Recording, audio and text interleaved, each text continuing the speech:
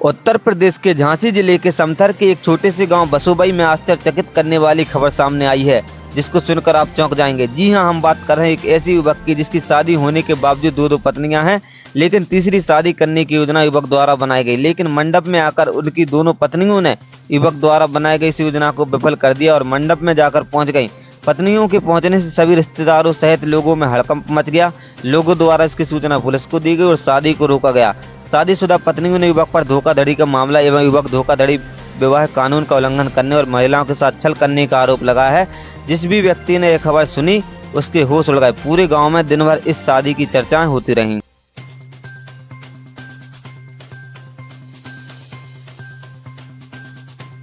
विनीता।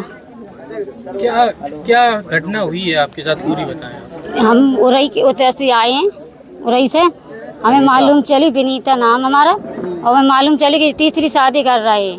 कौन कर रहा था तीसरी? जीतेन शादी कर रहे थे तीसरी। आपके कौन है वो? हमारे पति है। अच्छा, आपकी शादी कब हुई थी और दूसरी कब हुई? हमारी 2014 में शादी हुई थी, 11 फरवरी को। हाँ, हमारी 2 लड़की हैं, एक लड़की हम राखें, एक लड़की ससुराल में है। दूसरी शादी कब कर ली फिर? इनने कर ली 7 साल बाद। 7 साल बाद। उनके कितने बच्चे हैं? उनकी एक लड़की है। फिर यहाँ क्या कर रहे थे वो? जो तीसरी शादी करने आए थे इधर पे। किस गांव में? बसोबई में। फिर आपको कैसे जानकारी है? हमें मालूम चलो सो हम इधर पे आए। तो साथ में रहती हो क्या आप दोनों? नहीं, अलग अलग रहते हैं। बता मालूम पड़ी हमें कि शादी है तो हम हमारे आ गए। आपको कब पता चला कि इनकी दूसरी शादी हो गई? हमें कल ही पता चला। तो यहाँ पर क्या बोला? दूसरी शादी का कब पता चला? दूसरी शादी का हमें मालूम नहीं चला, बाद में मालूम चला तो हम हमारे कोर्ट गए थे, थाने भी गए, तो वे कह रहे सबूत दो। अब हमारे पास सबूत नहीं है, सबूत ही नहीं है, तो हम क्या दे देते इसको। अभी तो हमारे यहाँ पर क्या बोल रहा है लड़की वाले? और लड़की वाले पुलिस आई थी, क्या कह गई? पुलिस विजयी कह गई है कि हाँ शादी रोक गई है कि शादी रुक गई है। हाँ। क्या नाम है आपका? क्या घटना हुई है? पूजा।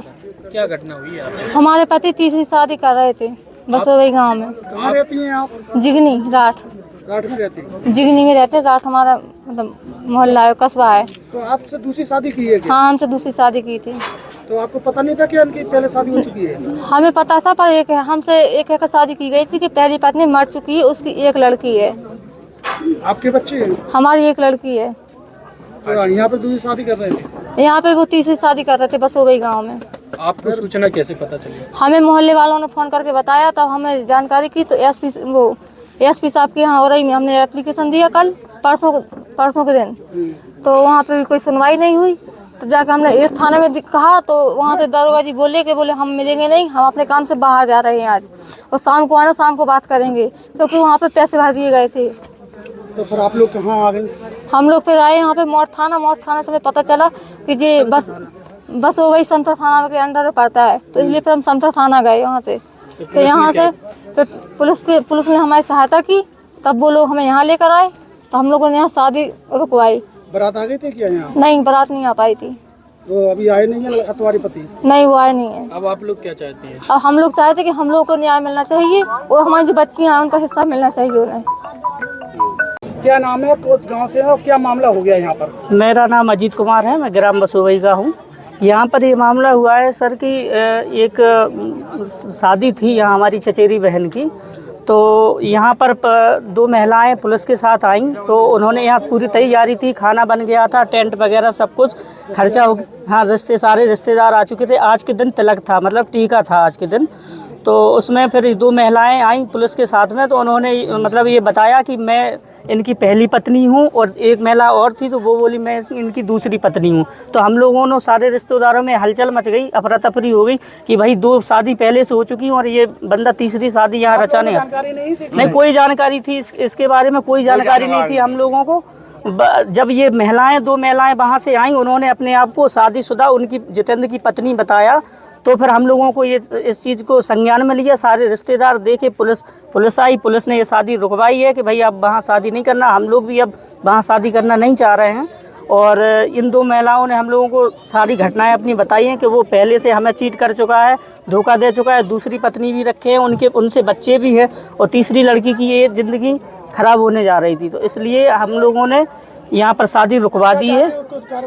बस ये चाहते हैं कि जो इन्होंने हमारे यहाँ से दान दहेज जो लिया है, मोटरसाइकिल दी गई थी, एक अंगूठी दी गई थी और कुछ नगद भी दिया था 50,000 रुपए के लगभग, तो वो सारा ये वापस हो जाए।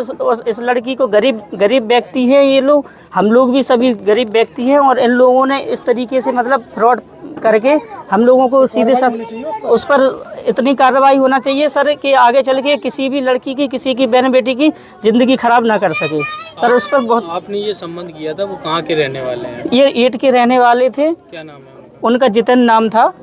तो अपनी चाहती की शादी नहीं, अब वहाँ नहीं शादी करेंगे और उन पे कार्रवाई सख्त से सख्त कार्रवाई हो, ताकि वो किसी और को, हम लोग तो अभी जैसे बनते हैं तैसे अब इस बिटिया को निकाले दे रहे हैं, किसी और की बिटिया की भी ज़िंदगी खराब ना हो, उस पर काफ़ी कार्रवाई होना चाहिए।